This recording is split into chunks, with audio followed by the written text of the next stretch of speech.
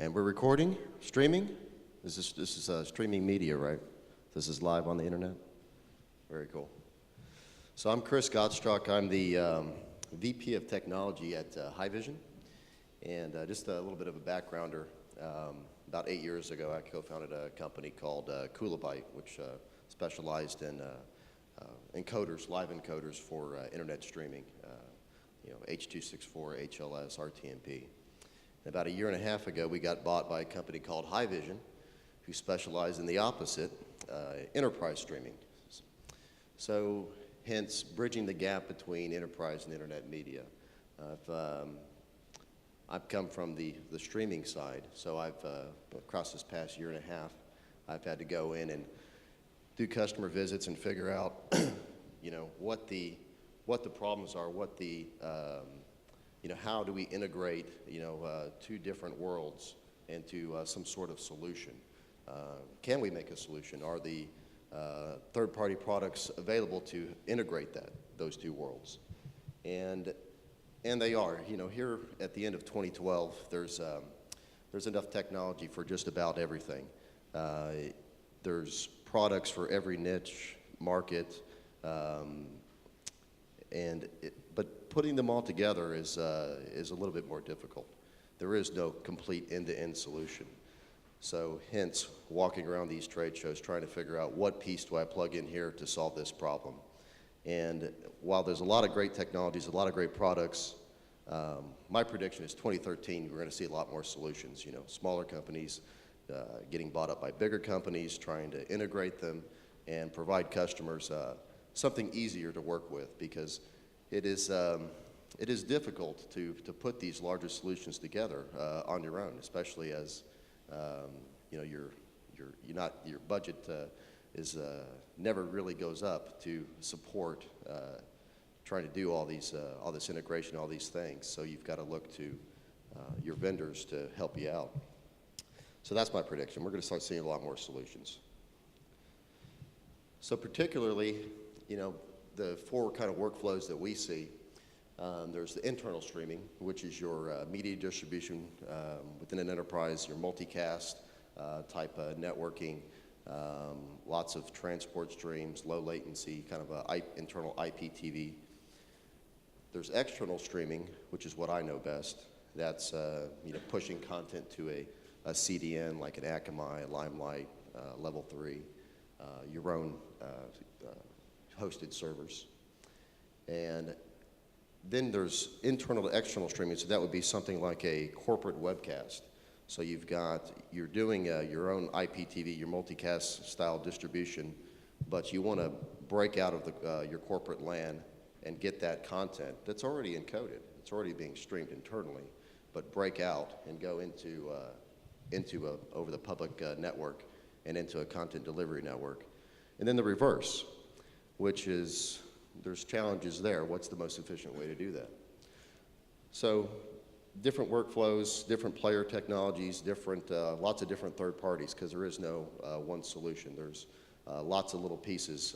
Maybe distribution companies, online video platforms is the last half. Your encoder companies, the CDNs. There's no, from what I've seen, there's no one encompassing solution. So let's see how we might put something together. Now to me, this is a little bit new. I never had to worry about multicast networks. A lot of people in the streaming world, don't even really give them another thought, because that's not what you do. That's not when you're streaming to consumers. It's not a multicast network. That's not the world you live in. But for enterprise, it's similar, but so you've got your video, you encode it, typically H.264, transport streams, goes to some sort of asset manager. Maybe that asset manager controls your set-top boxes, plugged into a screen on a university campus, a hospital, even the trade floor at a stock exchange. Could be anything. Most of the time, that's going to be distributed multicast, and that's specifically so you save on your internal infrastructure. If you're sending unicast streams, to all these different devices across your network. That's a lot of it's a lot of traffic, a lot of wasted use of that network. So the multicast makes the most sense, especially if you're dealing with older switches, non-gigabit LANs. It's multicast is about the only way you can do it.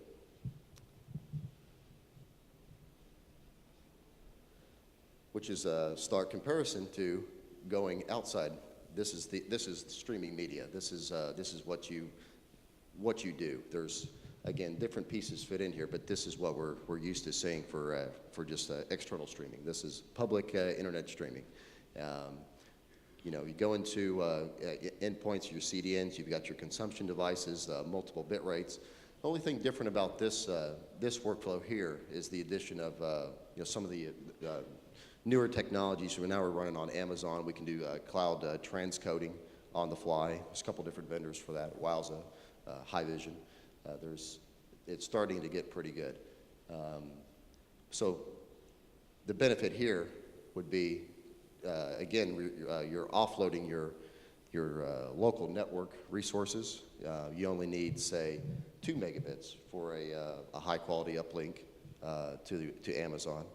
And you only need a small encoder. It doesn't have to be a big 2RU server, because you're not doing all the multi-bit rate encoding and delivery from location. So you're offloading that to Amazon. So that's fantastic if you're doing live events. So if you've got, if you're at a football stadium or you're at a concert, a club, and you're relying on the local infrastructure of that venue. Even this trade show, there's you can buy 10 megabits of internet, here from the Olympia Center, and you're not going to get it. You're going to pay for it, but you're not going to get it. You never do. So how do you cope with that? Well, you cope with that by either giving a poorer quality experience to the end user, maybe just one stream. One format for one set of devices, or you can offload everything to Amazon and still have that, still fit within your constraints of the venue, but deliver the highest quality experience to your end user. Everything that they want. Everybody always wants all devices. They don't understand what everything is. They always want everything. So that's something I'll talk about later. What is everything? Do you really need everything, all these devices? Usually the answer is no. You just need to hit the devices that the person has in their pocket, paying the bill. But we'll talk about that later. So those are the two worlds, right? So now how do you get from enterprise corporate network to the public network, to a content delivery network, to your end user? So typically, you're already encoding the video. So if you're on a enterprise network, you've already made purchases. You already have this gear.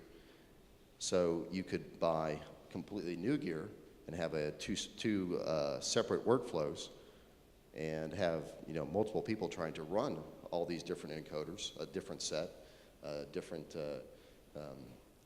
delivery mechanisms, or you can use your existing, don't change your existing internal workflow at all, and put just one device on the network to transcode those streams or transmux them from the delivery format of the enterprise, say, transport stream, and flip it into web-friendly formats, RTMP, HLS.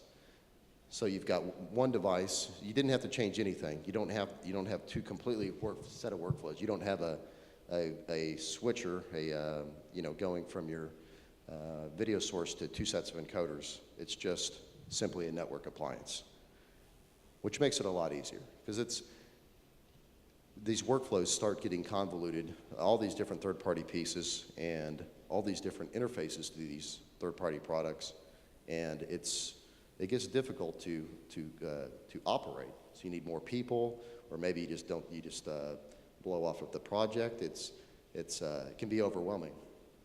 So anytime you can cut out extra pieces, you want to do that. it's a lot of work, a lot of things to manage for these two sets of distribution.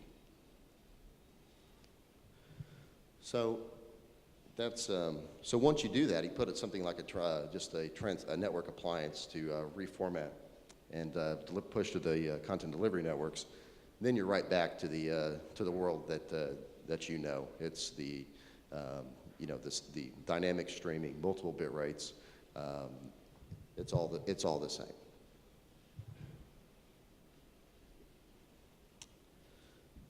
So that's internal, getting external. It's fairly, it's not that complex. It gets more complex if you're trying to optimize your corporate network for consuming public streams. So that's if you're, say the Olympics, you've got everybody on your corporate LAN is gonna want to tune into the BBC iPlayer, or they're gonna want to watch the Red Bull skydiving from 24 miles up. They're on YouTube. If you've got all of your all the employees are trying to watch or consume this video, even if it's your own produced content that you're pushing public, your own people want to watch it internally. Typically there's a proxy that says no, don't do that, and that's so you don't get into this situation to where you have hundreds of people on your corporate network all trying to pull down 2 megabit streams, unicast, because that's the delivery technology. That's what the flash player is typically looking for. HLS, any of these HLS set-top boxes, and it's a drain on the network. So IT says no and just shuts the whole thing off. But you don't have to do that. You can embrace it. It just involves more third-party pieces.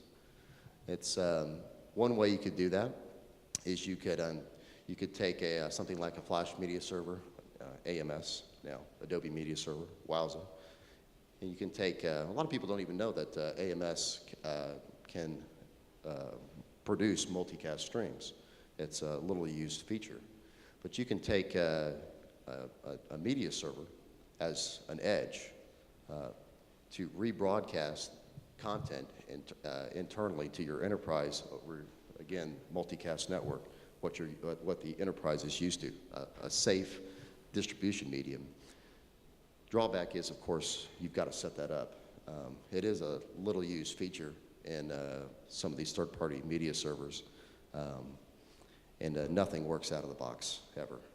So you do have to set that up. So that is a drawback. The other drawback is not all your devices are going to support multicast.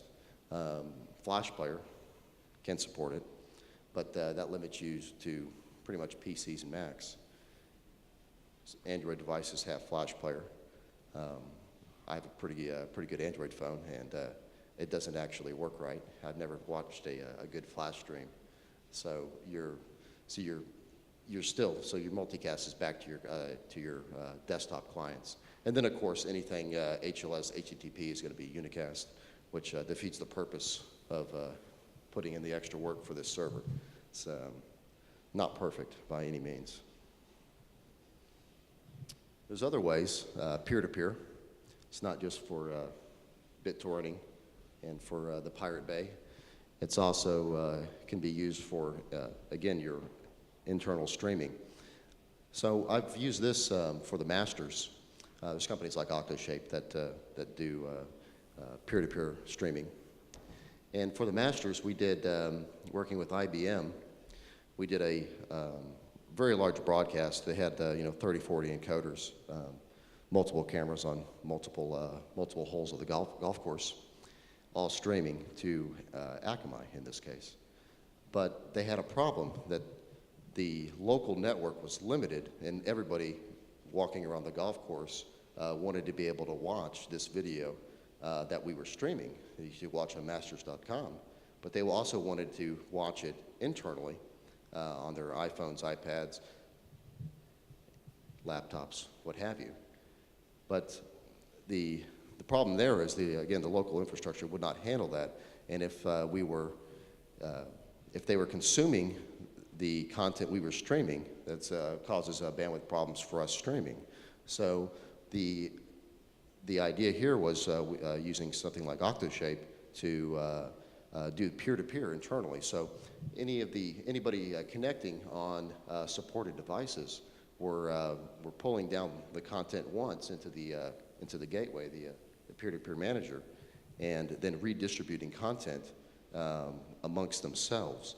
So we're only using one connection, or for however many holes there were, so pulling down once and then peer-to-peer chunking across the Wi-Fi network worked really well, saved us a lot of bandwidth. Of course, the drawback there is you've got to have an app. An iPad does not work with multicast. It works, the easiest way is to use QuickTime, a link in the browser. But that doesn't work for multicast. So you've got to use the SDK from these different companies, these different third-party technologies, and you've got to build your own app, thus adding even more complexity to not just running the server, these third-party products, but now you also have to make your own players. So you can't use default players, which for the masters wasn't a problem. They already had their own apps. But it's something to think about. It's kind of cause and effect. I can fix this problem over here.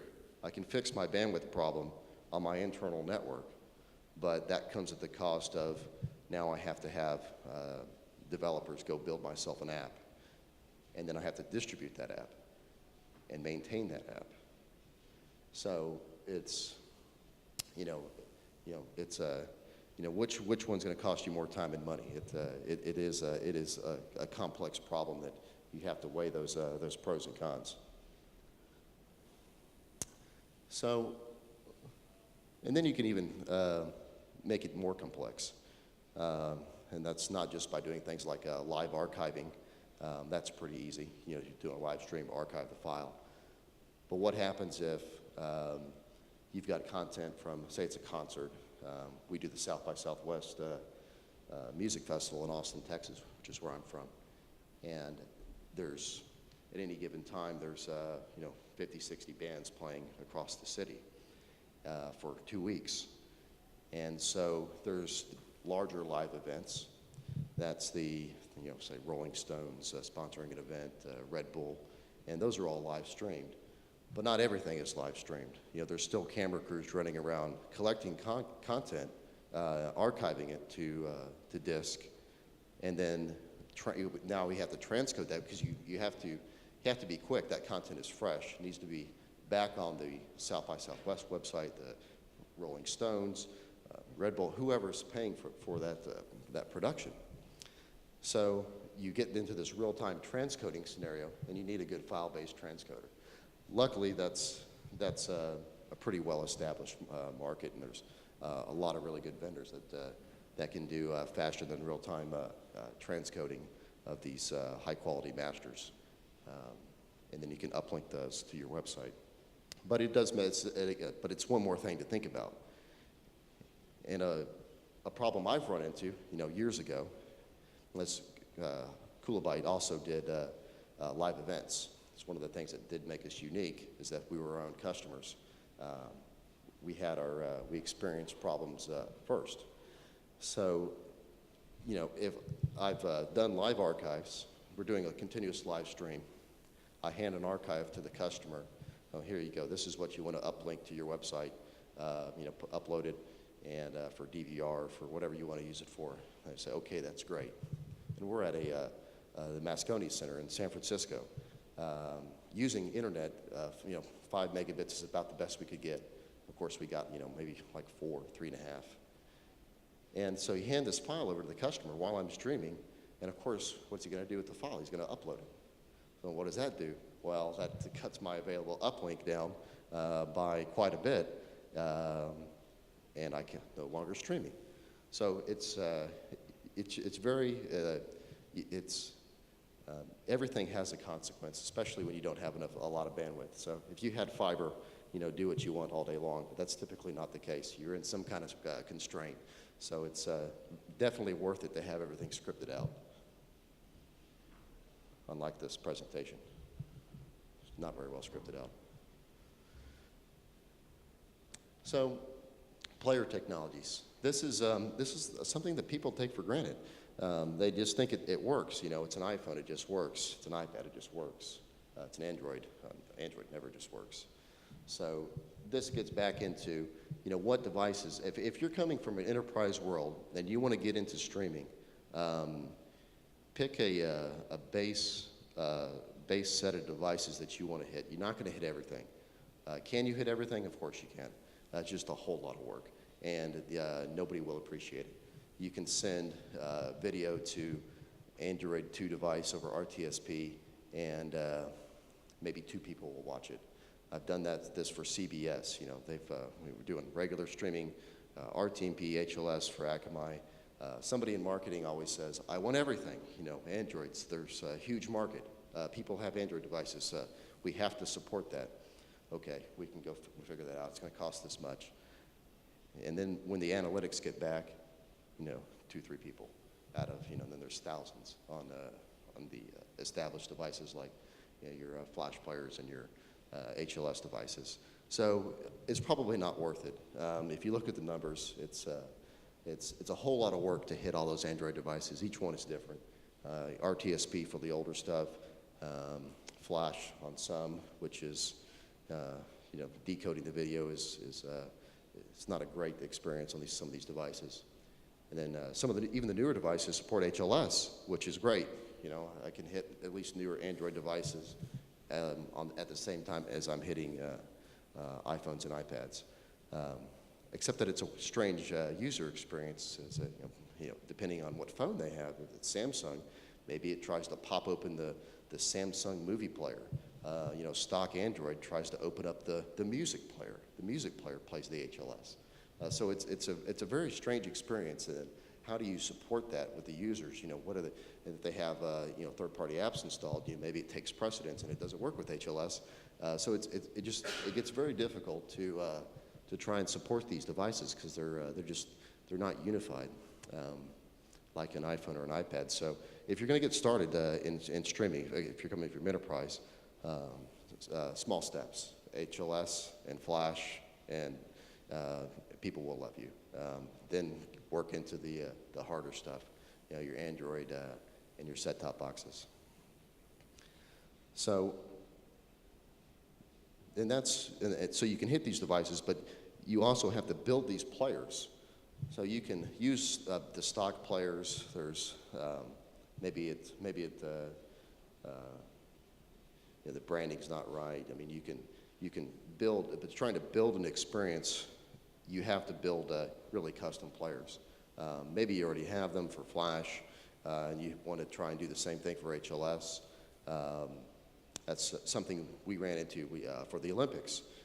We had great Flash players, great HLS players, but the rights-holding broadcasters we were working with wanted the same branding experience on both sets of devices. They didn't want to confuse their customers. So then we had to build, again, this is a lot of extra work, a lot of developer time, so we had to go and build pretty much an online video platform just for the Olympics that had the same branding experience, and depending on the device that connected, the video player swapped in and out. It was very seamless, multi-channel player, it worked great. But it took, you know, it cost a lot of money to build that. And is it worth it to keep, you know, that same branding experience? Do you use an online video platform? A lot of online video platforms have that HTML5 fallback. But which one do you go with? A lot of them have, you know, different niches. You know, say for education or for broadcasting, for ad insertion. You know, Brightco's, Uyalas. I mean, it gets, and these OVPs provide a lot of functionality. They provide that player, that player image, maybe even the branding experience. But then in themselves, they are complex to use. So, again, you know, it's the products are there. You can build this experience, but it's a lot of work. So hopefully, in this coming year, you know, we'll realize that we have all these great things, but how do we, through maybe a series of partnerships, buyouts, maybe we can make this simpler. One interface to learn and control all these different things. Maybe even for enterprise and for streaming. If I could get down to a half a dozen different interfaces to do a big event, that would be an accomplishment. But getting down to one is going to be very difficult for the industry. Hopefully we can do it, because we got to make it easier. It's too much. I've been doing this for 8 years now, and after the Olympics, I said that's it. And of course there will be another one. There's always something else, but it's a lot of work. So choose wisely, and just start small. Especially if you're coming from the enterprise world into streaming, choose your base set of devices and maybe an OVP that is simple to start with, and go from there. So, good luck. It's a lot to think about. Any questions? Yes, sir.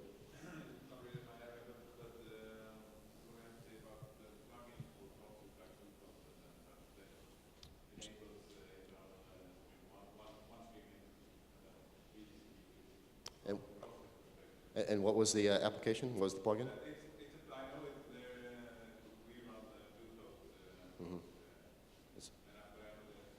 So is this like it's like an edge for similar to doing a multicast or a peer-to-peer? What's? Yeah, exactly. Mm-hmm. So just bring one screen in. Right. Well, that's like I said, so there's an extra step there. There's there's HLS. Does it natively work with HLS in the QuickTime, or do you have an application, or how do you build around that? Yeah. See, so now then you got to have another one for HLS, and because somebody's going to want HLS, the CEO's got an iPhone in his pocket. And then God forbid he has an Android phone. And he wants to see it on his phone. When he's in Fiji.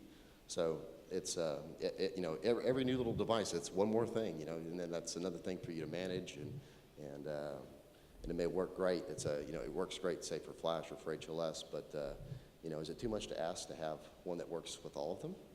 So hopefully we'll get it.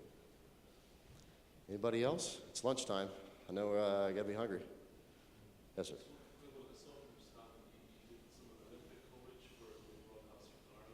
Yes.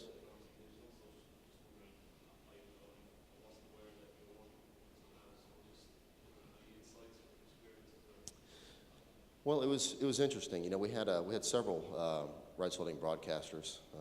The first one to pull the trigger was on commit was about 3 months before the Olympics. The last one to commit was about a week and a half before the Olympics. So it was we had built this platform that could serve multiple clients, like a OEMable, multiple endpoint OVP. And luckily we put a lot of time into the automation for the encoders. Again, we're an encoder company primarily. So we had encoders in London, a couple racks worth, and then we had pulling down satellite feeds. Actually worked with the iStream Planet there in London. So encoders and satellite pull down was in London, and we were actually operating from Austin, Texas. So we didn't actually want to sit in London, and get in the mix of the Olympics. So luckily, all the automation of the encoders and the automation of the events, it was a unique way we did it. We didn't do linear coverage. We did it based on events, so up to 55 events in a day. And as events would come live, the encoders would fire up, start streaming to Akamai, and we would have our OVP would automatically send out the notification to the player, and to update and bring in a new tile, a new window, like this content is now available. So we had multiple live streams available that you could choose from, and it was all based on events. So you could actually just jump right to what you wanted, DVR, and then have that play on both HLS and Flash. So it actually worked really well. And 4 guys ran the whole thing, 2 developers and 2 operators for 55 events in a day. It was like 340 streams a day. So for all the broadcasters we were doing work for. So not that 4 people is a good thing. That's just what we had. People kept committing. We kept getting more broadcasters, and we didn't have more people to run this. So, but luckily we had the automation to scale. We used a lot of Amazon services, so it worked pretty well. We didn't sleep, but we were able to do a lot with very few people. So that's why I say never again. Yeah. Or next time I'll just sit on the sidelines and say good luck. So, any other questions?